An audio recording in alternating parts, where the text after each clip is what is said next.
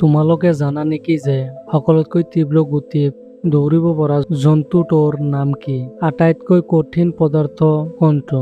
পৃথিৱীৰ বায়ুমণ্ডলত অক্সিজেনৰ পৰিমাণ কিমান? কোন জীৱ পানী নোখোৱাকৈ জীয়াই থাকিব পাৰে? কোন জন্তুৱে আন্ধাৰত দেখা পায়? এনে নজনা কথা জানিবলৈ ভিডিঅ'টো স্কিপ নকৰাকৈ শেষ পৰ্যন্ত চাবলৈ অনুৰোধ জনালো। যদি এতিয়াও চেনেলটো ছাবস্ক্ৰাইব কৰা নাই তেনেহলে এটা ছাবস্ক্ৰাইব কৰি দিয়া। ভৰিৰ চিকিৎসা প্ৰদান কৰা ডক্টৰক কি কোৱা হয়? ক কাৰ্ডিঅলজিষ্ট, খ পডিয়াট্ৰিষ্ট, গ ডাৰ্মাটলজিষ্ট, ঘ অপথেলমলজিষ্ট।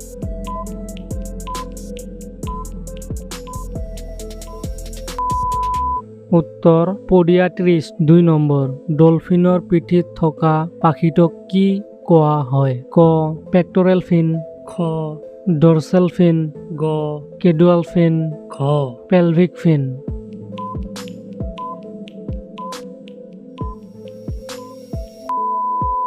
উত্তৰ ডৰ্চেল ফিন। ৩ নম্বৰ, আইফেল টাৱাৰ কিমান চনত নিৰ্মাণ সম্পূৰ্ণ কৰা হৈছিল? ক ১৮৮৭ চনত, খ ১৮৮৮ চনত, গ ১৮৮৯ চনত, ঘ ১৮৯০ চনত।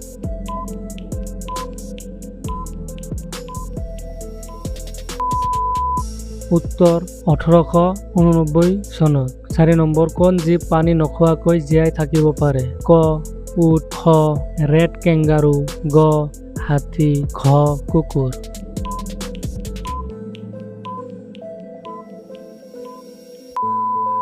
উত্তৰ ৰেড কেংগাৰু। এই সৰু মৰুভূমিৰ জীৱটোৱে পানী নোখোৱাকৈ গোটেই জীৱন জীয়াই থাকিব পাৰে। ই খোৱা বীজৰ পৰা উৎপন্ন হোৱা আভ্যন্তৰীণ পানীৰ ওপৰত নিৰ্ভৰ কৰে। ৫ নম্বৰ, কোন জন্তুৱে আন্ধাৰত দেখা পায়? ক গৰু, খ মেকুৰী, গ ঘোঁৰা, ঘ ছাগলী।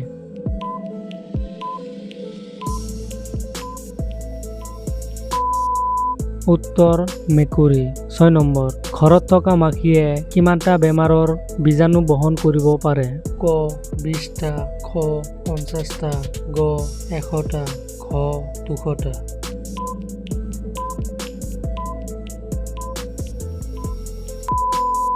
উত্তৰ ১০০টা। ঘৰৰ মাখিয়ে মলমূত্ৰ আৱৰ্জনা আদি ঠাইৰ পৰা বীজাণু কঢ়িয়াই আনি খাদ্যত বহুৱাই বহু ৰোগ বিয়পাব পাৰে, যাৰ ফলত ডায়েৰিয়া, আমাশয়, কলেৰা, টাইফয়েড আদি বেমাৰ হয়। ৭ নম্বৰ, কোন জীৱই নিজৰ ওজনতকৈ ৫ গুণ অধিক ওজনৰ বস্তু কঢ়িয়াব পাৰে? ক হাতী, খ পৰুৱা, গ মেকুৰী, ঘ গৰু।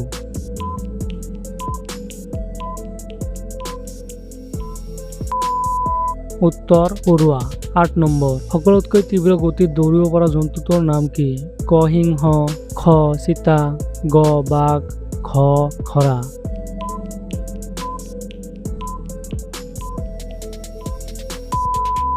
উত্তৰ চিতা। চিতাই ঘণ্টাত প্ৰায় ১২০ কিলোমিটাৰ বেগত দৌৰিব পাৰে। সেয়ে ইয়াক পৃথিৱীৰ আটাইতকৈ দ্ৰুতগতিসম্পন্ন স্থলজ প্ৰাণী বুলি কোৱা হয়। ৯ নম্বৰ, সূৰ্যৰ পৰা পৃথিৱীৰ দূৰত্ব কিমান? ক ১০ কোটি কিলোমিটাৰ, খ ১২ কোটি কিলোমিটাৰ, গ ১৫ কোটি কিলোমিটাৰ, ঘ ২০ কোটি কিলোমিটাৰ।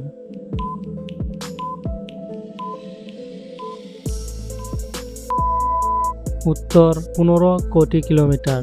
১০ নম্বৰ, শব্দৰ গতিবেগ কিমান? ক ৩০০ মিটাৰ প্ৰতি ছেকেণ্ড, খ ৩৪৩ মিটাৰ প্ৰতি ছেকেণ্ড, গ ৫০০ মিটাৰ প্ৰতি ছেকেণ্ড, ঘ ১৪৮০ মিটাৰ প্ৰতি ছেকেণ্ড।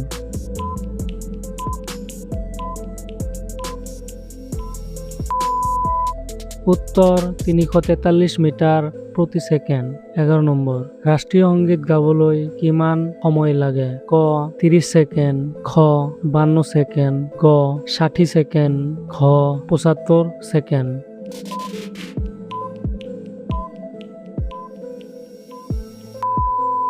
উত্তৰ ৫২ ছেকেণ্ড। ১২ নম্বৰ, অসমৰ প্ৰথম তেল শোধনাগাৰ ক'ত অৱস্থিত?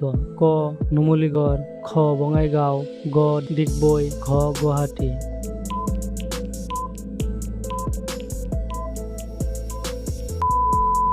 উত্তৰ ডিগবৈ।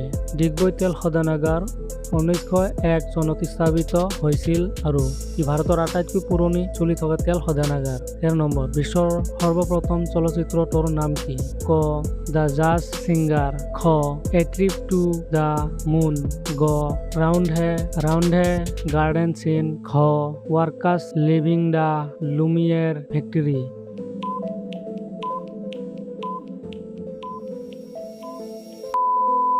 উত্তৰ ৰাউণ্ড হে গাৰ্ডেন চিন। ৰাউণ্ড হে গাৰ্ডেন চিন 1888 চনত লুইচ লি প্ৰিন্সে নিৰ্মাণ কৰিছিল। ইয়াক বিশ্বৰ সৰ্বপ্ৰথম জীৱিত অৱস্থাত সংৰক্ষিত চলচ্চিত্ৰ বুলি গণ্য কৰা হয়। 14 নম্বৰ, এজন মানুহৰ মূৰত প্ৰায় কিমানটা চুলি থাকে? ক প্ৰায় 10,000টা, খ প্ৰায় 50,000টা, গ প্ৰায় 1 লাখটা, খ প্ৰায় 2 লাখটা।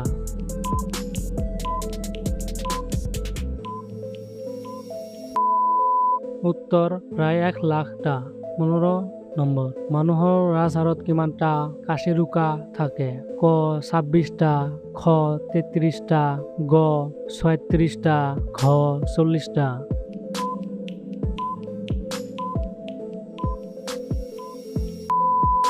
উত্তৰ 33টা।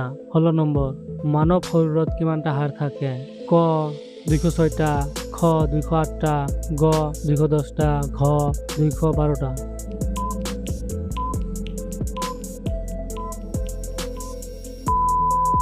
উত্তৰ 206টা।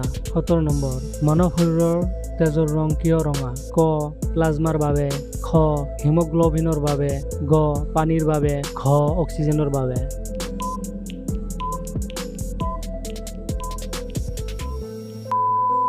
উত্তৰ হিমোগ্লবিনৰ বাবে। 18 নম্বৰ, আটাইতকৈ কঠিন প্ৰাকৃতিক পদাৰ্থ কোনটো? ক সোণ, খ হীৰা, গ লোহা, ঘ ৰূপ।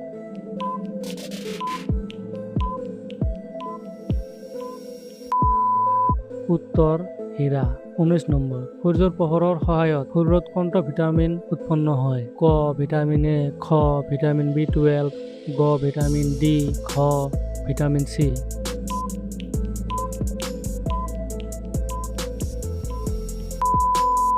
উত্তৰ ভিটামিন ডি।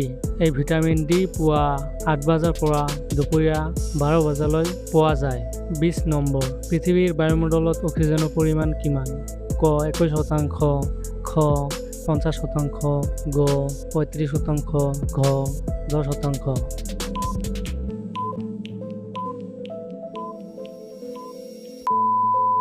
উত্তৰ 21%। ভিডিঅ' ভাল লাগিলে এটা লাইক কৰি দিয়া আৰু এটা ছাবস্ক্ৰাইব কৰি দিয়া আৰু কি বিষয়ত ভিডিঅ' বিচাৰা কমেণ্ট কৰি জনাই দিয়া। ধন্যবাদ।